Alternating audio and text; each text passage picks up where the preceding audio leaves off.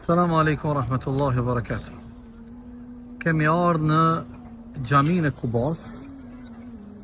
Kjo është xhamia e parë në Medinë, të cilën e ka ndërtuar pejgamberi alayhis salatu wassalam.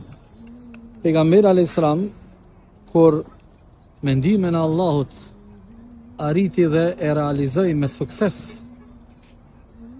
shpërnguljen e tij të dhunshme prej Mekës në Medinë, pejgamberi alayhis salam qëndroi 4 ditë këtu në Kuba.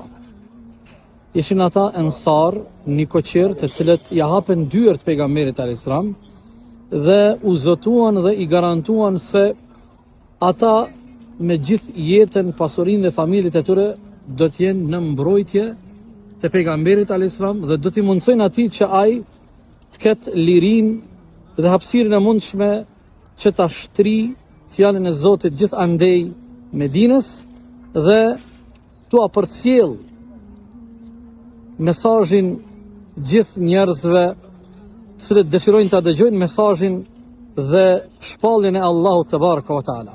Qëndroi pejgamberi alayhis salam 4 ditë në Kuba, prej ditës së Han deri ditën e Xumë. Pastaj pejgamberi alayhis salam nga Kubaja zbriti në Medinë.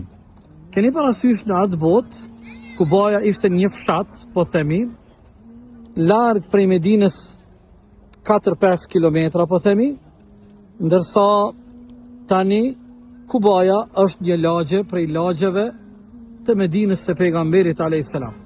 Xhamia Kubas viteve të fundit ka përjetuar një zgjerim dhe një rregullim të infrastrukturës shumë të bukur, një hapësira të jashtëzakonshme për gjithë besimtarët cilët kanë dëshirë ta vizitojnë Kuban dhe të njihen me këtë histori të Islamit.